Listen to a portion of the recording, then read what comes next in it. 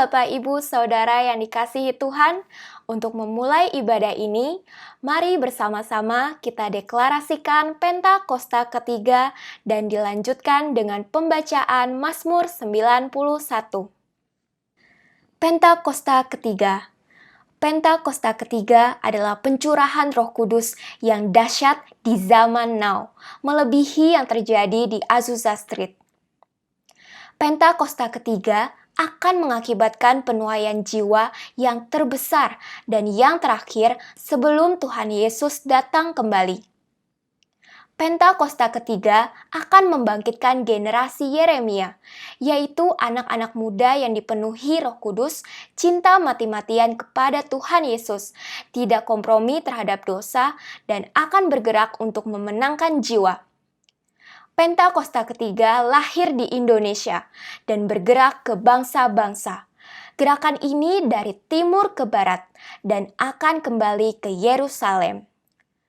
Pentakosta ketiga akan memberikan kuasa untuk menyelesaikan amanat agung dan setelah itu Tuhan Yesus datang kembali. Mazmur 91 ayat 1-16. Dalam lindungan Allah. Orang yang duduk dalam lindungan yang maha tinggi dan bermalam dalam naungan yang maha kuasa akan berkata kepada Tuhan, tempat perlindunganku dan kubu pertahananku, Allahku yang kupercayai. Sungguh, dialah yang akan melepaskan engkau dari jerat penangkap burung, dari penyakit sampar yang busuk. Dengan kepaknya, ia akan menudungi engkau, di bawah sayapnya engkau akan berlindung. Kesetiaannya ialah perisai dan pagar tembok. Engkau tak usah takut terhadap kedahsyatan malam, terhadap panah yang terbang di waktu siang, terhadap penyakit sampar yang berjalan di dalam gelap, terhadap penyakit menular yang mengamuk di waktu petang. Walau 1.000 orang rebah di sisimu, dan 10.000 di sebelah kananmu, tetapi itu tidak akan menimpamu. Engkau hanya menontonnya dengan matamu sendiri dan melihat pembalasan terhadap orang-orang fasik. Sebab Tuhan ialah tempat perlindunganmu, yang maha tinggi telah kau buat tempat perteduhanmu. Malapetaka tidak akan menimpa kamu, dan tulah tidak akan mendekat kepada kemahmu. Sebab malaikat-malaikatnya akan diperintahkannya kepadamu untuk menjaga engkau di segala jalanmu. Mereka akan menatang engkau di atas tangannya, supaya kakimu jangan terantuk kepada batu. Singa dan ular tedung akan kau langkahi, engkau akan menginjak anak singa dan ular naga. Sungguh, hatinya melekat kepadaku, maka aku akan meluputkannya. Aku akan membentenginya, sebab ia mengenal namaku. Bila ia berseru kepadaku, aku akan menjawab. Aku akan menyertai dia dalam kesesakan. Aku akan meluputkannya dan memuliakannya. Dengan panjang umur akan kukenyangkan dia dan akan kuperlihatkan kepadanya keselamatan daripadaku.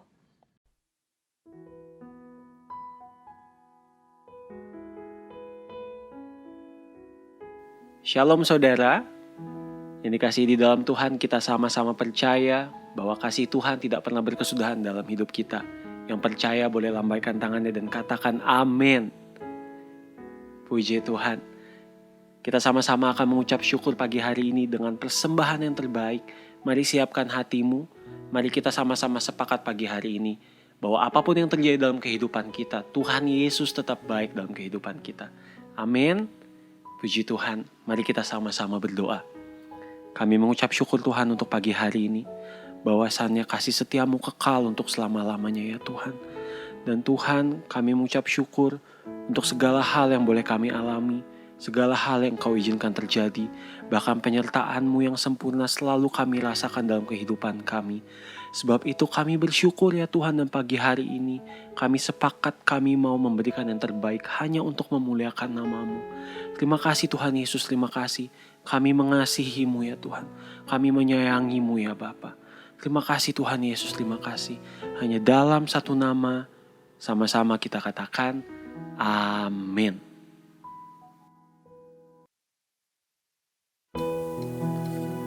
Sebab hanya Kau harapan kami Tuhan.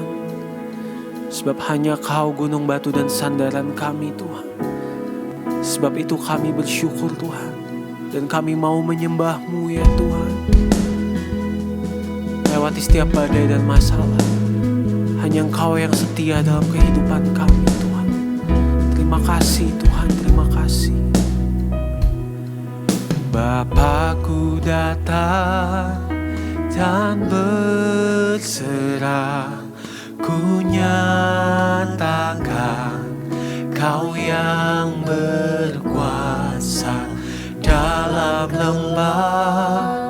Kau setia, Kau cahaya bagiku. Engkau kekuatan kami, Kau kuatkan aku bertahan. Kau harapan dalam kesesakan. Kau buktikan kesetiaan-Mu Tuhan. Engkau Allah Immanuel.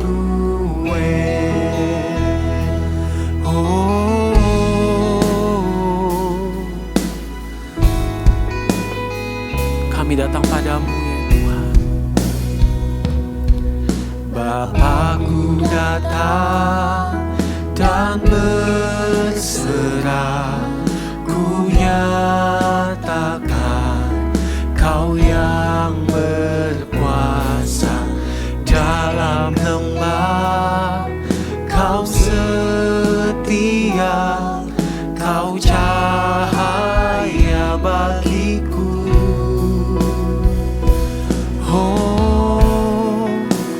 Kau kuatkan aku bertahan.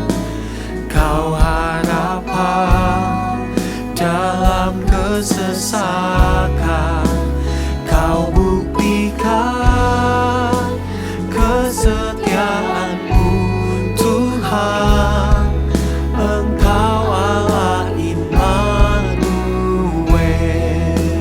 Kau kuatkan aku bertahan. Kau harapan dalam kesesakan. Kau buktikan kesetiaan-Mu Tuhan.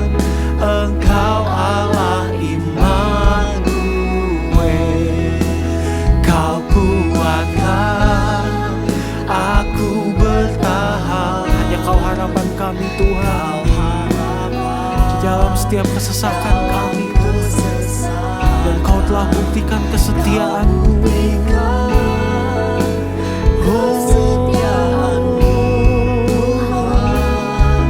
Engkau Allah Immanuel. Sekali lagi katakan, Kau kuatkan aku bertahan. Kau harapan dalam kesesakan. Kau buktikan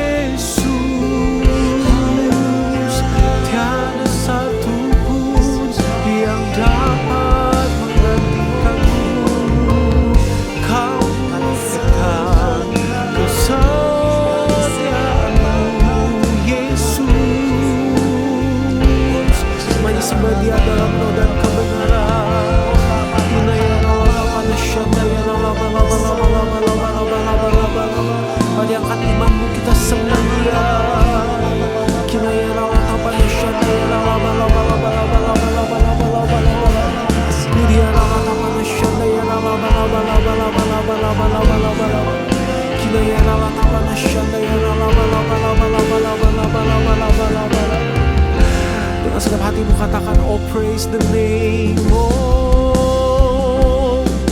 oh praise the name of the Lord our God. Oh praise His name forevermore, for endless days we will sing your praise, oh Lord our God. Oh praise the name, oh praise the name of the Lord our God. Oh praise His name forevermore,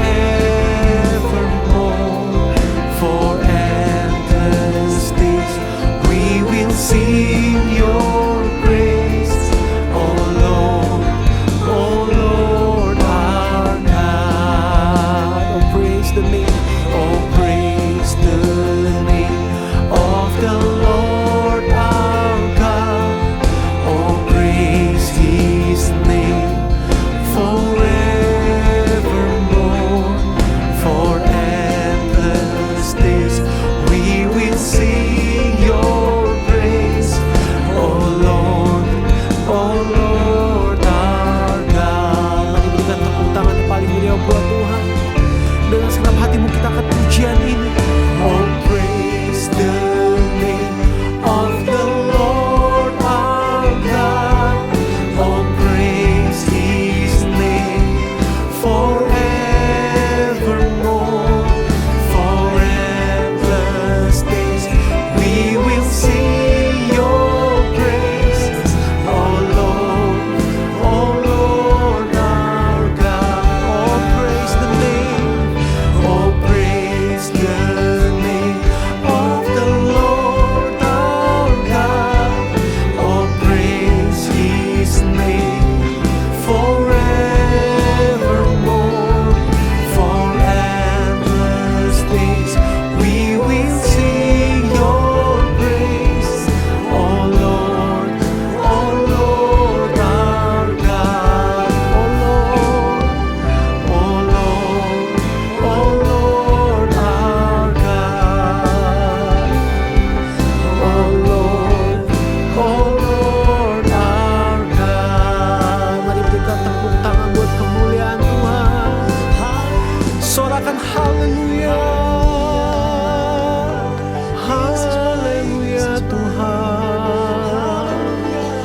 Terima kasih Yesus. Selamanya kami mau menyembah-Mu ya Tuhan. Selamanya kami mau terus berharap kepadamu Tuhan. Terima kasih Tuhan Yesus, terima kasih Tuhan. Kami rasakan hadirat-Mu Tuhan. Dan kami percaya Tuhan saat ini Engkau sedang terus bekerja dalam kehidupan kami. Dimanapun kami berada Tuhan. Biar Engkau yang beracara di atas setiap kami Tuhan. Dan kami terus mengucap syukur dalam hadirat-Mu yang kudus. Hanya dalam satu nama sama-sama kita katakan amin.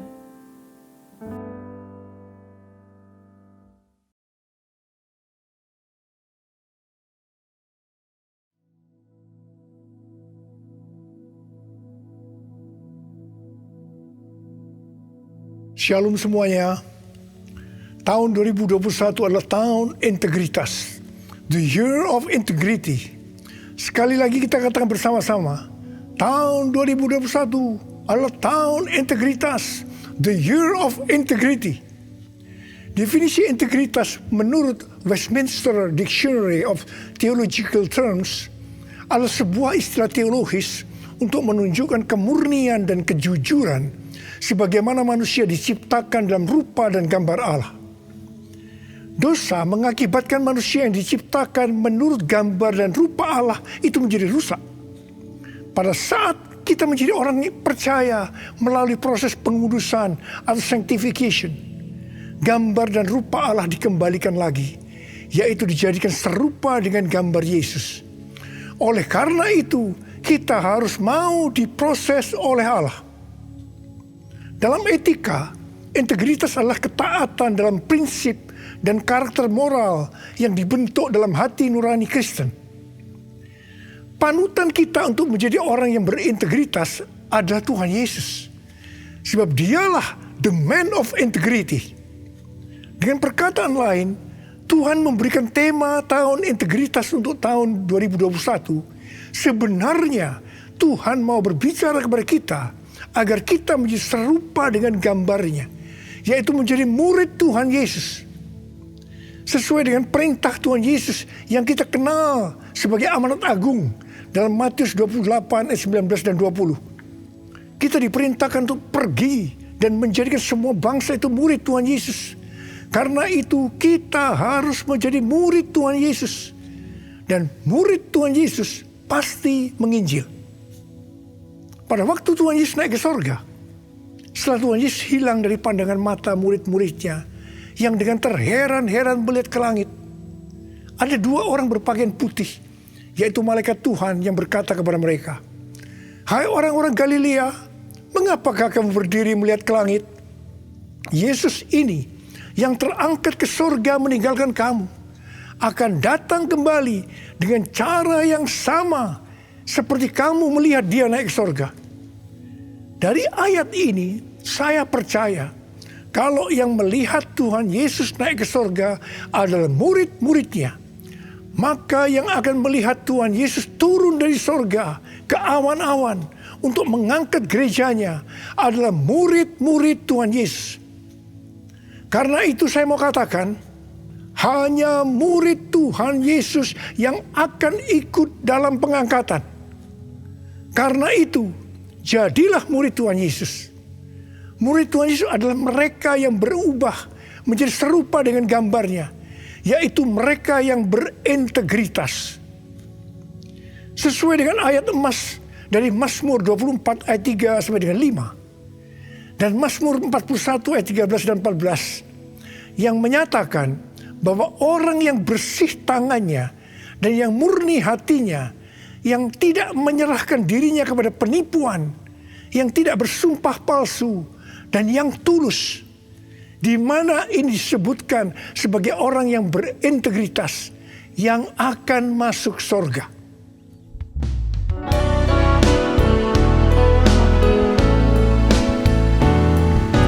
Ku mau seperti-Mu Yesus,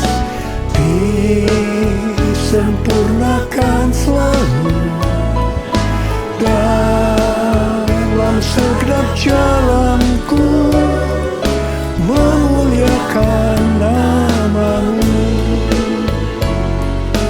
memuliakan nama-Mu, memuliakan nama-Mu.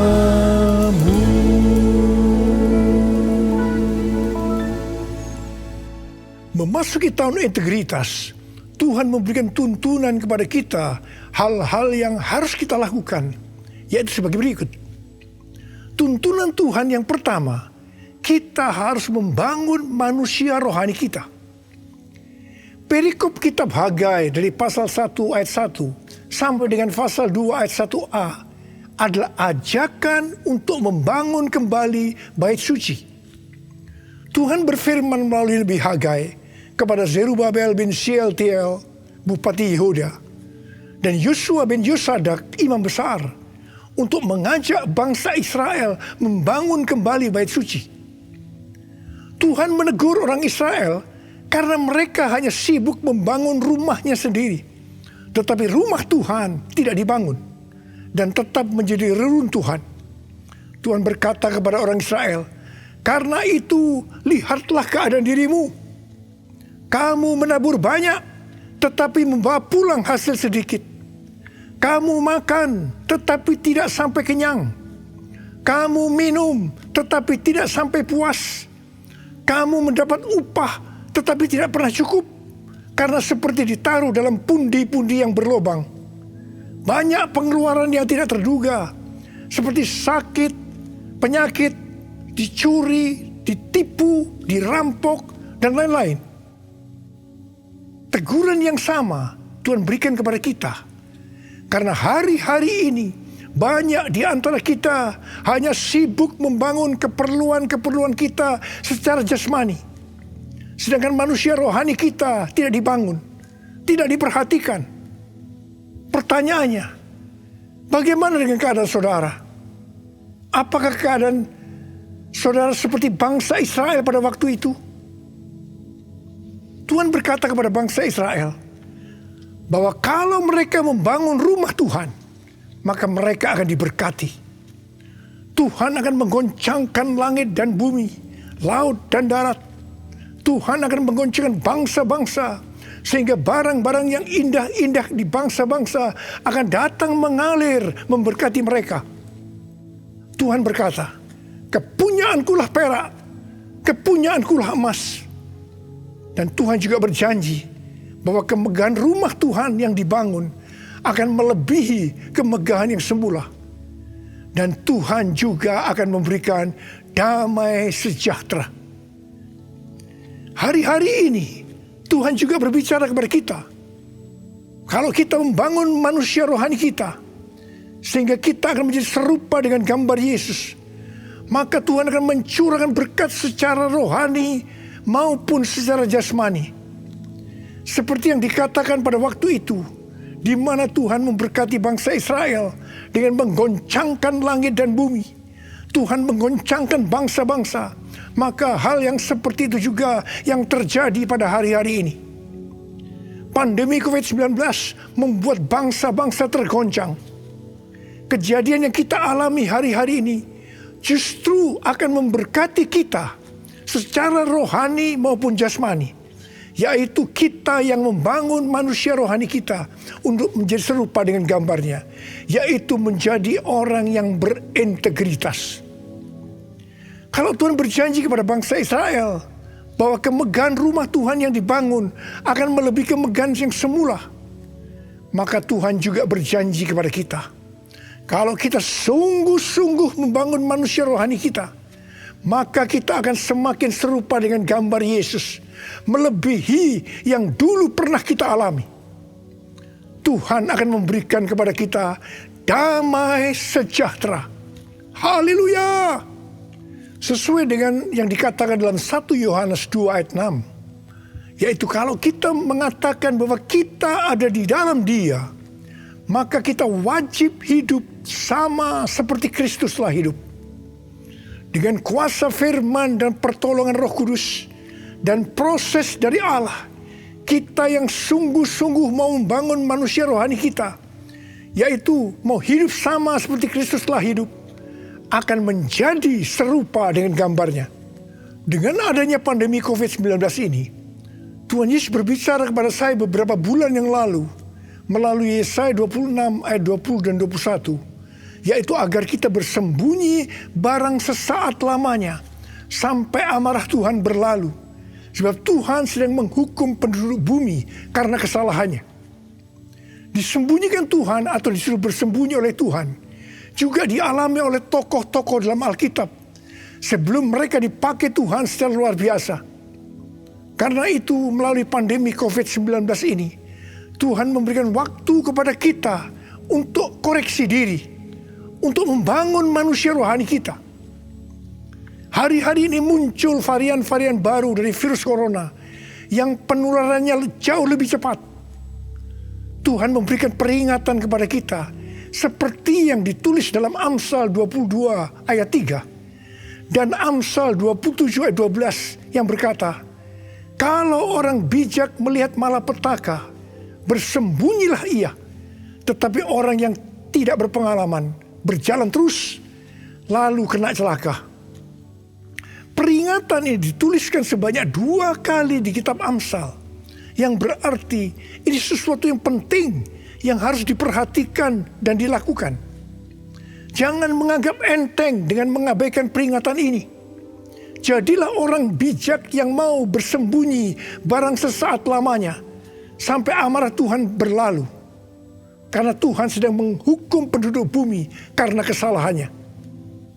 Kita yang bijak bersembunyi waktu melihat malapetaka bukan karena kita tidak beriman, tetapi karena firman Tuhan yang berkata demikian.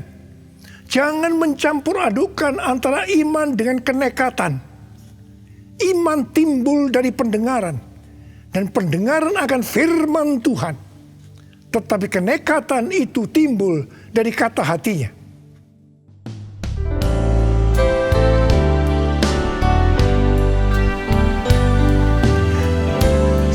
Tuhan, ku percaya, aku percaya. Lewati lembah air mata, aku percaya. Firman-Mu ya dan amin, aku percaya. Kenangan sudah Kau jamin, aku percaya. Kenangan sudah Kau jamin, aku percaya.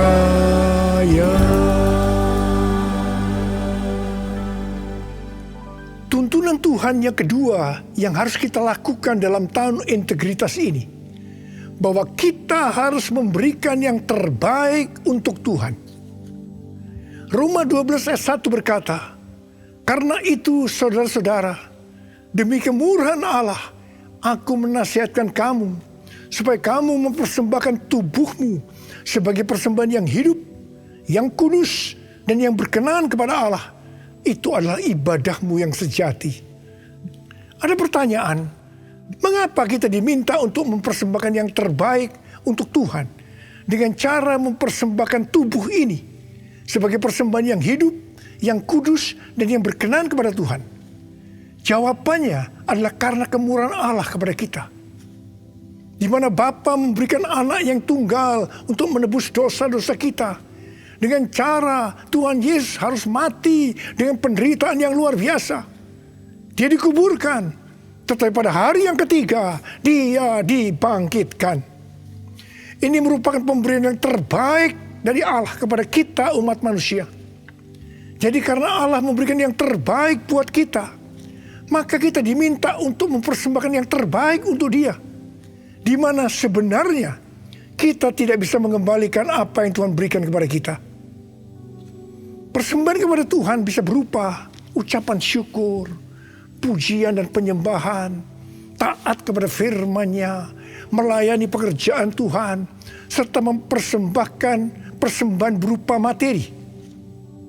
Persembahan secara materi berupa persembahan khusus, persembahan persepuluhan, persembahan sulung yang merupakan bukti ketaatan kita kepada firman Allah melalui gereja tempat kita tertanam. Respon dari orang percaya terhadap persembahan yang terbaik secara materi biasanya ada 3. Respon pertama, bagi mereka yang memiliki hubungan yang intim dengan Tuhan, akan memberikan dengan standar yang tinggi, yaitu senantiasa berupaya untuk memberikan yang terbaik untuk Tuhan. Sebagai contoh, Maria yang intim dengan Tuhan Yesus mengurapi kaki Tuhan Yesus dengan minyak narwastu murni yang mahal harganya, dan menyeka kaki Tuhan Yesus dengan rambutnya. Harga minyak narwastu murni itu seharga 300 dinar, yaitu upah 1 tahun seorang pekerja. Jadi sangat besar. Itu merupakan suatu persembahan yang terbaik. Respon yang kedua, bagi mereka yang tidak intim dengan Tuhan, hanya dapat memahami memberi persembahan sebagai sebuah hukum yang tertulis. Ketika yang lain sudah tekun dan setia memberikan persembahan persepuluhan, persembahan sulung, dia masih sibuk menggali tentang apakah persepuluhan dan persembahan sulung itu alkitabiah atau tidak. Respon yang ketiga, bagi mereka yang cinta uang dan pencuri kas milik Tuhan, seperti Yudas Iskariot, akan mengkritik orang seperti kepada Maria yang memberikan persembahan yang terbaik kepada Tuhan, yaitu minyak narwastu yang mahal harganya. Demikian juga mereka yang termasuk orang-orang seperti ini akan menyamaratakan semua pendeta yang mengajar tentang memberikan persembahan sebagai golongan pendeta yang mencari keuntungan dari jemaat. Sehingga banyak pendeta yang takut untuk memberikan pelajaran tentang kebenaran memberi persembahan yang terbaik untuk Tuhan. Akibatnya, baik pendeta itu maupun jemaatnya gagal untuk menerima berkat yang terbaik yang Tuhan sediakan. Kesimpulannya, memberi persembahan yang terbaik untuk Tuhan hanya dilakukan oleh orang-orang yang hidupnya intim dengan Tuhan.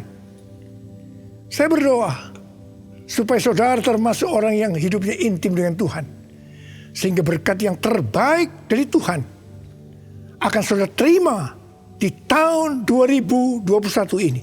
Yang percaya katakan amin.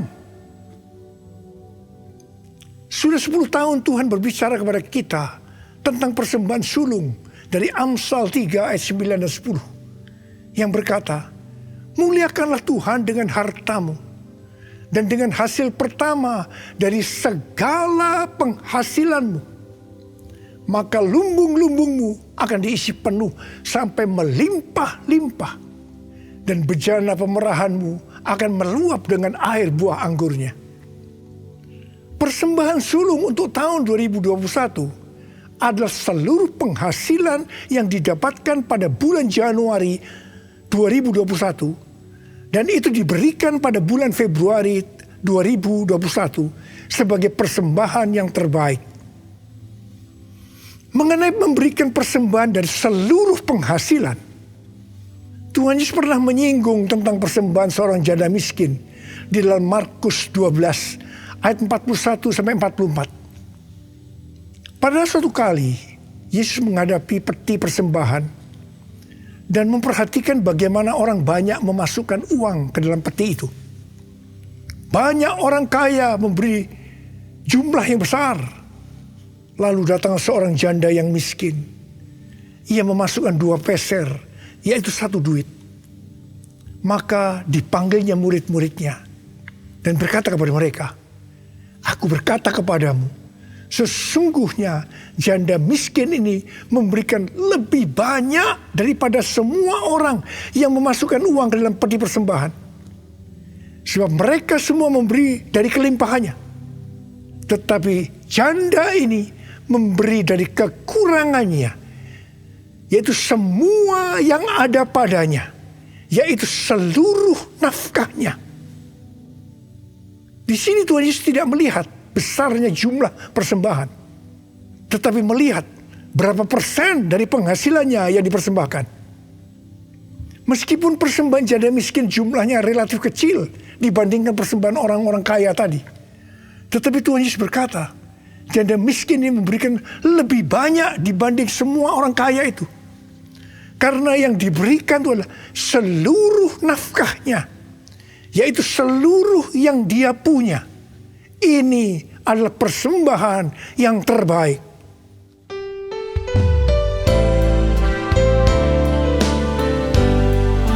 Segalanya yang ku miliki, semuanya daripadamu, kan ku bawa persembahanku yang terbaik hanya bagimu, yang terbaik hanya bagimu, yang terbaik hanya bagimu.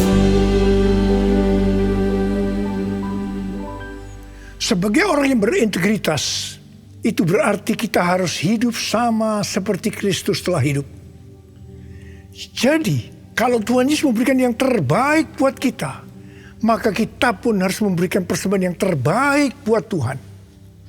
1 Yohanes 3 ayat 16 berkata, demikianlah kita ketahui kasih Kristus, yaitu bahwa ia telah menyerahkan nyawanya untuk kita. Jadi, kita pun wajib menyerahkan nyawa kita untuk saudara-saudara kita. Wahyu 12 ayat 11 berbunyi sebagai berikut. Dan mereka mengalahkan dia, yaitu iblis, oleh darah anak domba dan oleh perkataan kesaksian mereka. Karena mereka tidak mengasihi nyawa mereka sampai ke dalam maut. Sesuai dengan Wahyu 12 ayat 11 tadi, kita mengalahkan iblis oleh darah anak domba dan oleh perkataan kesaksian kita. Karena kita tidak mengasihi nyawa kita sampai ke dalam maut. Ini berarti kita yang sudah dibebaskan dari dosa, kita yang sudah diselamatkan oleh darah anak domba, harus dengan sungguh-sungguh setia kepada Tuhan Yesus Kristus, dengan menunjukkan kerelaan untuk melayani Kristus tanpa pamrih. Artinya setia sampai mati. Setia sampai mati artinya juga menyerahkan seluruh tubuh dan hidup kita kepada Tuhan. Sesuai dengan Roma 12 ayat 1 yang telah disebutkan di atas. Maka di tengah-tengah pandemi COVID-19 yang semakin mengganas hari-hari ini, kita perlu melakukan 6M. Yang pertama, membatasi mobilitas. Yang kedua, menjauhi kerumunan atau keramaian. Yang ketiga, mencuci tangan dengan sabun. Yang keempat, memakai masker. Yang kelima, menjaga jarak. Dan keenam, mempersiapkan diri untuk divaksinasi. Dalam era Pentakosta ketiga ini, untuk menyelesaikan amanat agung, kita berada dalam peperangan rohani yang dahsyat melawan iblis. Tuhan mau agar kita keluar sebagai pemenang. Wahyu 17 ayat 14 berkata, mereka akan berperang melawan anak domba, tetapi anak domba akan mengalahkan mereka. Karena ia adalah Tuhan di atas segala Tuhan dan Raja di atas segala Raja. Mereka bersama-sama dengan dia juga akan menang, yaitu mereka yang terpanggil, yang telah dipilih, dan yang setia. Setia di sini adalah setia sampai mati. Jadi karena Tuhan Yesus menyerahkan nyawanya untuk kita, maka kita harus melayani Tuhan untuk memenangkan jiwa, setia sampai mati. Saya percaya sebagai orang yang berintegritas, kita akan menyenangkan hatinya Tuhan. Dan kita akan berkata, Tuhan Yesus, firman-Mu adalah ya dan amin. Saya siap untuk melakukannya. Mari katakan bersama saya. Katakan, Yesus terbesar. Katakan, Dia cintaku.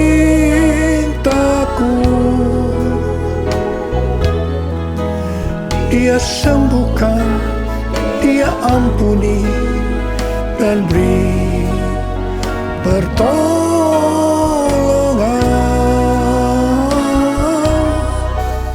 Katakan, Dia tak berubah.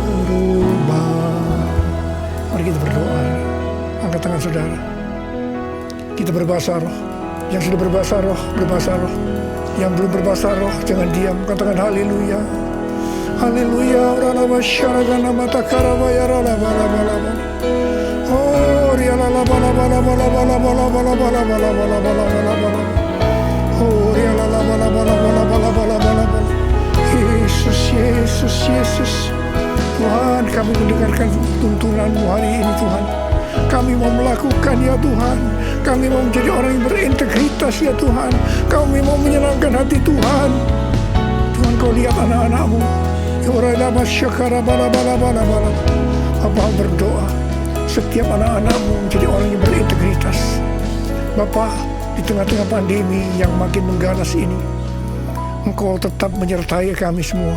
Kami berdoa, tidak ada yang sakit, ya Tuhan. Tidak ada yang berkekurangan, malah dicukupkan dan berkelimpahan dalam hal yang baik. Terimalah berkat Tuhan. Terimalah berkat Tuhan. Terima kesembuhan. Terima.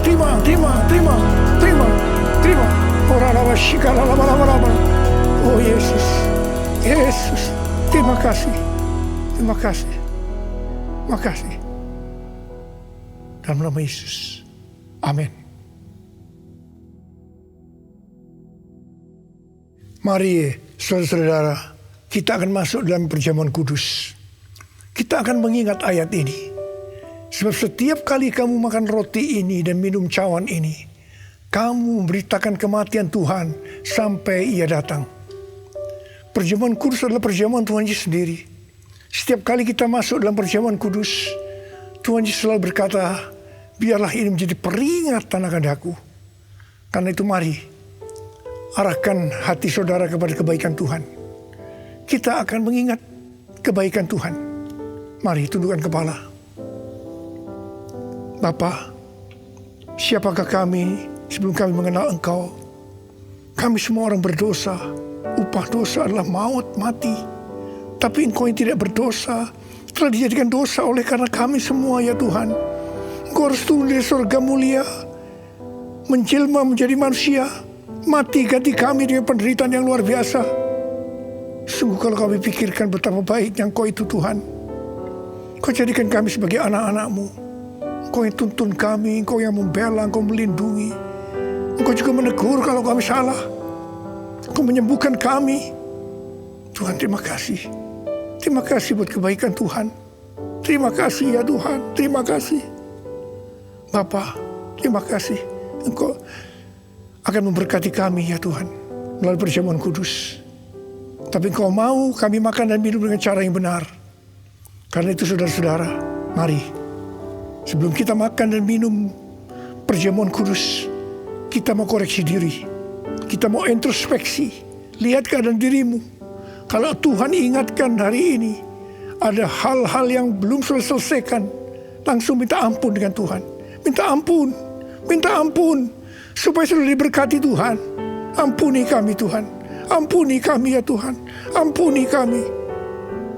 Bapa, terima kasih. Layakkan kami masuk dalam perjamuan kudus. Kami akan masuk dalam perjamuan kudus dengan hati yang penuh ucapan syukur. Dalam nama Yesus. Amin.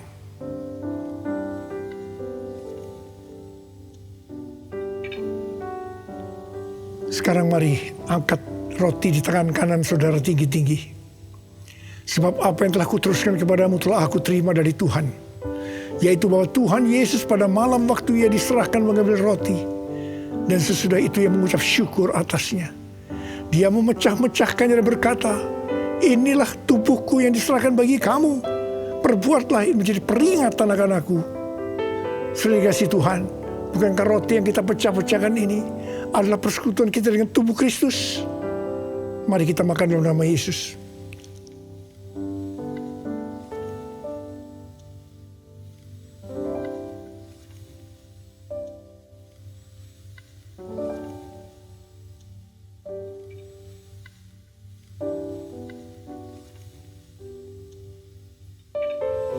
Angkat cawan di tangan kan saudara tinggi-tinggi. Demikian juga ia mengambil cawan sesudah makan lalu berkata, cawan ini adalah perjanjian baru yang dimeteraikan oleh darahku. Perbuatlah ini setiap kali kamu meminumnya menjadi peringatan akan aku. Sudah dikasih Tuhan. Bukankah cawan pengucapan syukur yang atasnya kita ucapkan syukur adalah persekutuan kita dengan darah Yesus. Mari kita minum dalam nama Yesus.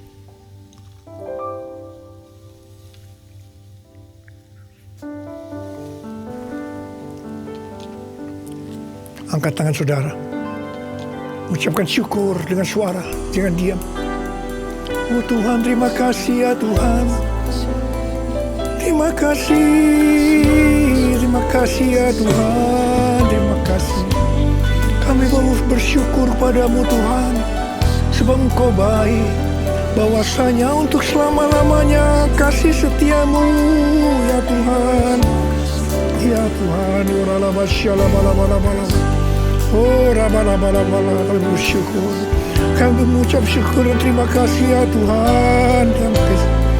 Terima kasih Yesusku. Terima kasih Yesusku. Puji syukur hanya bagi Tuhanku. Terima kasih Yesusku. Terima kasih Yesusku. Puji syukur hanya bagi Tuhanku. Terima kasih Yesusku. Terima kasih Yesusku. Puji syukur hanya bagi Tuhanku. Terima kasih Yesusku. Terima kasih Yesusku. Puji syukur hanya bagi Tuhanku.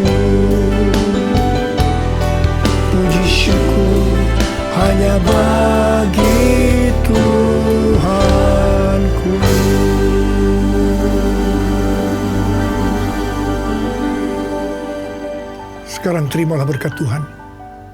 Kasih karunia berlimpah-limpah daripada Allah Bapa dalam Anak yang tunggal Yesus Kristus. Persekutuan yang manis dengan Roh Kudus menyertai saudara sekalian mulai hari ini. Sampai Tuhan Yesus datang menjemput kita di awan-awan dan bahkan sampai selama-lamanya. Yang percaya bersama-sama katakan amin.